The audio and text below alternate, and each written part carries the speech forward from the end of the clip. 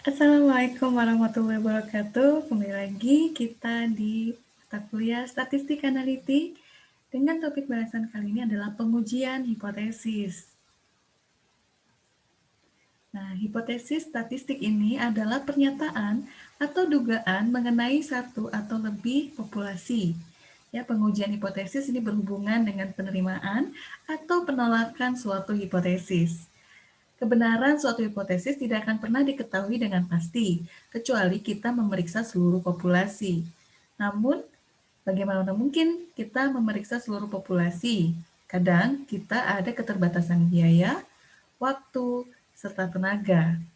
Nah, ingat, oleh karena itu ada batasan, perlu tidaknya memeriksa seluruh populasi. Lalu apa yang akan kita lakukan jika kita tidak mungkin memeriksa seluruh populasi untuk memastikan kebenaran suatu hipotesis? Nah, kita dapat mengambil sampel secara acak maupun tidak acak tergantung dari penelitian teman-teman semua dan menggunakan informasi atau bukti dari sampel itu untuk menerima atau menolak suatu hipotesis. Nah, penerimaan suatu hipotesis terjadi karena tidak cukup bukti untuk menolak hipotesis tersebut dan bukan karena hipotesis itu benar. Sedangkan penolakan suatu hipotesis terjadi karena tidak cukup bukti untuk menerima hipotesis tersebut dan bukan karena hipotesis itu salah. Jadi dalam hipotesis itu tidak ada hipotesis benar ataupun hipotesis yang salah. Yang adanya itu adalah penerimaan atau penolakan karena tidak cukup bukti dari pendapat atau hipotesis yang dikemukakan. Nah, langkah pertama dalam membuat hipotesis ini adalah hipotesis awal yang diharapkan ditolak, tetapi dapat membuktikan bahwa pendapatnya dapat diterima. Nah, contoh nih ya, sebelum ditemukannya alat hematologi autoanalyzer, pemeriksaan darah rutin dilakukan secara manual. Nah, setelah ditemukannya hematologi autoanalyzer, seorang tenaga laboratorium ini ingin membuktikan pendapatnya bahwa rata-rata waktu pemeriksaan darah rutin dengan hematologi autoanalyzer akan lebih cepat dibanding dengan metode manual. Untuk membuktikan pendapatnya, ia akan membuat hipotesis awal sebagai berikut. Nah, hipotesis awalnya adalah rata-rata waktu pemeriksaan darah rutin dengan hematologi autoanalyzer sama saja dengan metode manual. Tenaga laboratorium tersebut akan mengambil sampel dan berharap hipotesis awal ini ditolak sehingga pendapatnya dapat diterima. Ya, jadi biasanya hipotesis awal ini adalah bertolak belakang dengan pendapat yang ingin dibuktikan. Jadi kalau pendapat analis ini ya atau tenaga laboratorium ini adalah jika menggunakan hematologi autoanalyzer ini lebih cepat pemeriksaannya dibandingkan dengan metode manual, maka hipotesis awalnya menjadi rata-rata waktu pemeriksaan darah rutin dengan hematologi autoanalyzer sama saja dengan metode manual. Nah, di sini ada latihan nih dalam membuat hipotesis awal. Untuk pertimbangan ekonomis, penggantian alat pada sebuah laboratorium akan diterapkan jika alat merek baru mempunyai kelebihan kemampuan tertentu dibanding alat merek yang lama. Bagaimana hipotesis awal yang akan dibuat oleh manajemen laboratorium? Nah, nanti dicoba dijawab ya berdasarkan contoh yang tadi sudah Ibu berikan. Nah, misalkan nih, ada lagi contoh yang kedua. Bella, seorang AMDAK, seorang analis kesehatan nih, memperbaiki sistem pemeriksaan darah rutin di laboratoriumnya. Ia berpendapat setelah perbaikan sistem, pembebanan biaya pada pemeriksaan darah rutin dapat menjadi turun. Nah nih, bagaimana ia menyusun hipotesis awal penelitiannya. Nah, hipotesis awal yang diharapkan akan ditolak, disebut hipotesis nol. Ya, jadi hipotesis awal yang diharap akan ditolak itu disebut hipotesis nol. Hipotesis nol juga sering menyatakan kondisi yang menjadi perbandingan. Penolakan H0 membawa kita pada penerimaan hipotesis alternatif H1. Namun, beberapa sumber literatur lainnya ada yang menuliskannya sebagai HA dari hipotesis alternatif. Jadi sama aja. Kalau jika nanti teman-teman menemukan ada H1 ataupun HA, itu sama ya maknanya, yaitu penerimaan hipotesis alternatif. Nilai hipotesis 0 atau H0 harus menyatakan dengan pasti nilai parameternya. H0 ditulis dalam bentuk persamaan. Sedangkan nilai hipotesis alternatif H1 dapat memiliki beberapa kemungkinan. Ditulis dalam bentuk sebagai berikut. H1 dapat ditulis dalam bentuk sebagai berikut nih. Ada lebih kecil, lebih besar, atau tidak sama dengan. Pada beberapa buku dijumpai bentuk penulisan H0 yang disesuaikan dengan bentuk H1. Seperti ini contohnya ya. H0 jika lebih kecil sama dengan, maka H1-nya lebih besar. Jika H0 lebih besar sama dengan, H1-nya lebih kecil. Dan jika H0 sama dengan, ini jika H1-nya tidak sama dengan. Ya. Jadi, catatan nih, pada beberapa jurnal penelitian, hipotesis kadang tidak ditulis sebagai H0 ataupun H1. Nah, ini adalah contoh ya, contoh bagaimana kita melakukan hipotesis awal dan juga hipotesis alternatif ya. Contoh jika menggunakan sistem lama pemeriksaan darah rutin dengan metode manual, rata-rata waktu yang dibutuhkan 50 menit. Nah, kita akan menguji pendapat staf tenaga laboratorium pada yang contoh sebelumnya tadi ya. Nah, maka hipotesis awal dan alternatif yang dapat kita buat adalah sebagai berikut. H0 sama dengan 50 menit. Jadi sistem baru dan sistem lama tidak berbeda. Sedangkan H1 kurang dari 50 menit bahwa sistem baru lebih cepat ya. Jadi apa yang menjadi pendapat ataupun yang menjadi sebuah kebenaran sementara yang diharapkan itu menjadi hak alternatif ya, H1. Namun hipotesis atau harapan yang tidak diharapkan nih hasil yang tidak diharapkan itu disebut H0 karena itu sebagai pembandingnya. Nah, karena staf tenaga laboratorium itu berharap waktu yang dibutuhkan lebih cepat, jika menggunakan hematologi autoanalyzer, maka tentu saja H1-nya ini lebih cepat ya, jadi kurang dari 50 menit. Nah, ini adalah bentuk H0 menyesuaikan dengan bentuk H1. Karena H1-nya tadi adalah sistem baru lebih cepat. Sistem baru di sini adalah menggunakan hematologi autoanalyzer itu lebih cepat dibandingkan dengan metode manual. Nah, oke ya. Nah, keputusan menerima H0 yang benar atau menolak H0 yang salah itu adalah keputusan yang benar. Sebaliknya, jika keputusan menerima H0 yang salah atau menolak H0 yang benar, keputusan menjadi salah. Jadi kesalahan ini disebut juga dengan error ataupun galat. Ada dua jenis kesalahan, yaitu penolakan hipotesis 0, H0 yang benar, yaitu galat jenis 1 dinotasikan sebagai alfa. Alfa juga disebut sebagai taraf nyata uji. Ya, penerimaan hipotesis 0 yang salah di sini adalah galat jenis 2 dinotasikan dengan beta. Jadi prinsip pengujian hipotesis yang baik ini adalah meminimalkan nilai alfa dan beta. Sehingga errornya semakin kecil. Dari sini arah pengujian hipotesis dapat dilakukan dengan cara satu arah dan dua arah. Baik, kalau dalam Excel kita sering lihat itu ada one tail, nah itu adalah satu arah, dan two tail itu adalah dua arah. Kita cek ya. Untuk uji satu arah, ini pengajuan H0 dan H1 dalam uji satu arah adalah sebagai berikut. Jika H0 ditulis dalam bentuk persamaan sama dengan H1-nya ditulis dalam bentuk lebih besar atau lebih kecil atau tidak sama dengan ya. Atau H0 ditulis dalam bentuk persamaan kurang dari, maka H1-nya ditulis dalam bentuk lebih besar. Untuk H0 ditulis dalam bentuk persamaan lebih besar dari, maka H1-nya ini ditulis dalam bentuk lebih kecil. Jadi selalu opposite ya. Karena yang namanya kemungkinan suatu keputusan itu tidak ada yang mutlak. Pasti ada H0 dan ada H1. Mereka soulmate. Jadi kalau salah satu ditolak, pasti salah satunya diterima. Nah, bagaimana kita bisa tahu bahwa H0 yang diterima dan H1 yang ditolak? Nah, di sini ya kita lihat untuk uji satu arah ya. Untuk uji satu arah ini adalah one tail. Kita hanya menguji di satu arah. Di sini Mu0 adalah rata-rata yang diajukan dalam H0. Dan penggunaan tabelnya ini ada dua nih, bisa menggunakan tabel Z atau tabel T, tergantung ukuran sampel dan informasi simpangan baku populasinya. Nah, ini adalah wilayah kritis.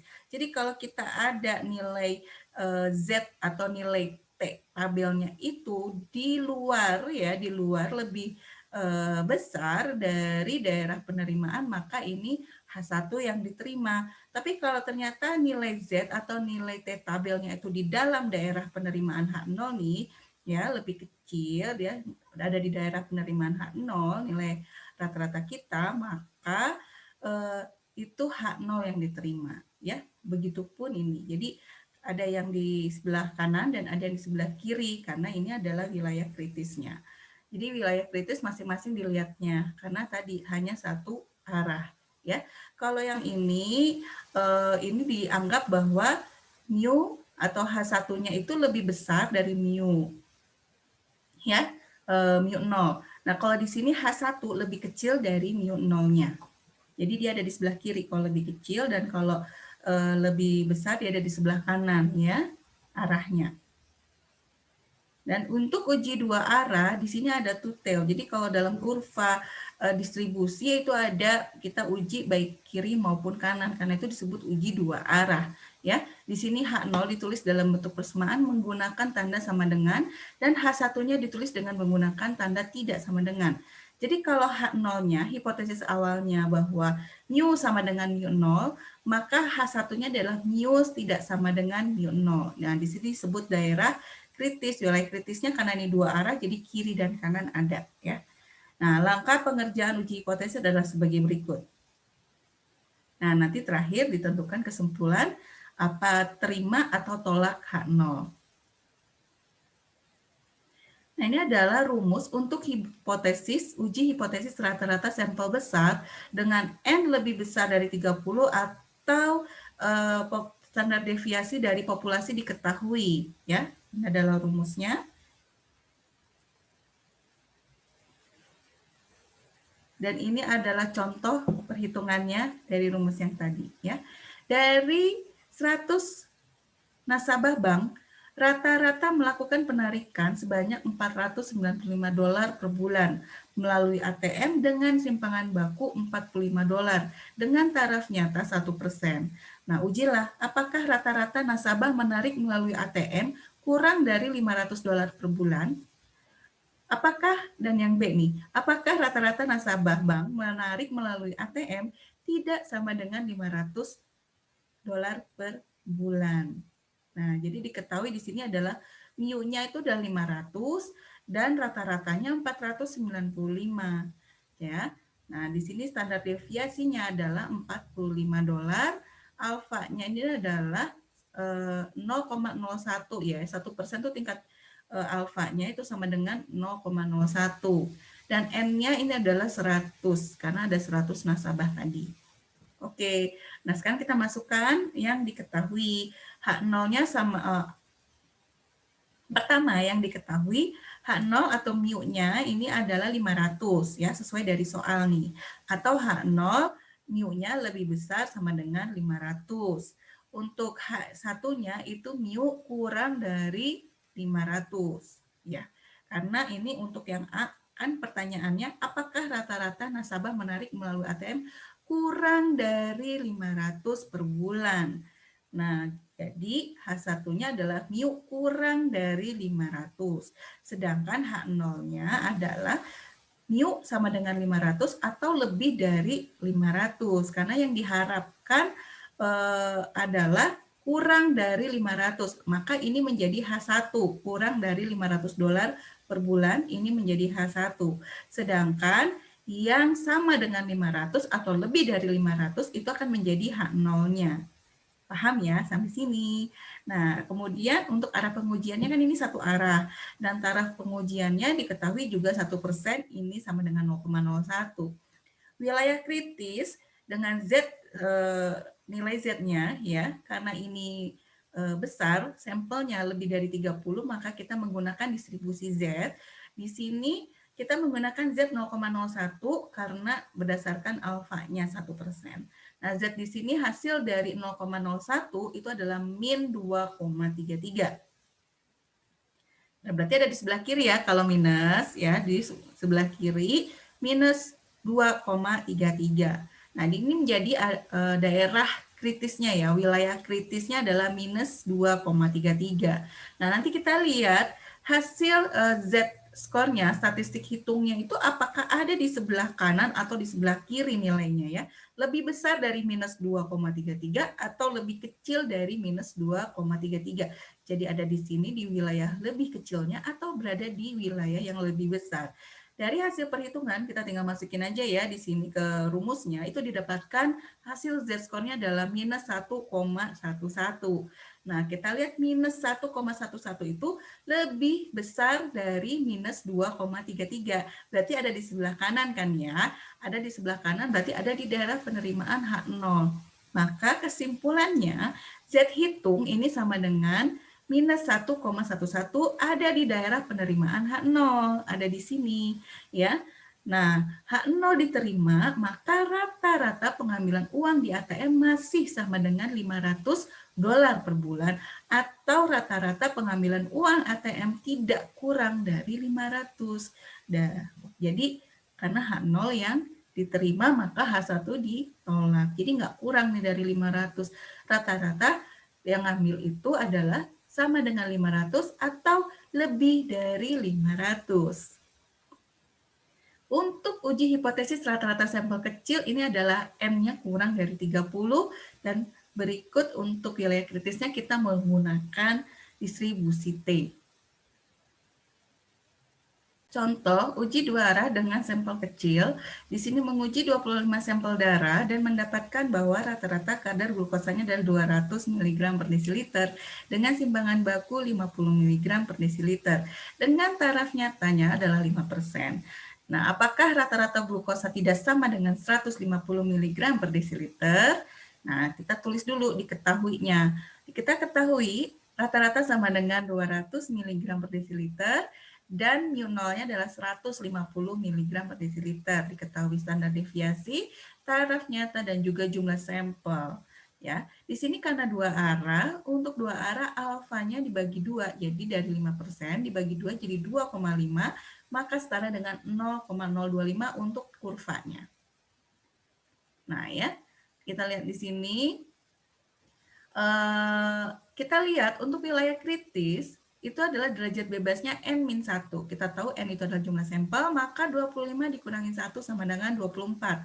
Dan untuk taraf nyatanya, karena ini dua arah, maka dibagi 2 nih, 5% dibagi 2, jadi 2,5 ya. Nah, di sini berarti ke bawah 24 dan ke samping itu 2,5%, didapatkan nilai T-nya adalah 2,064.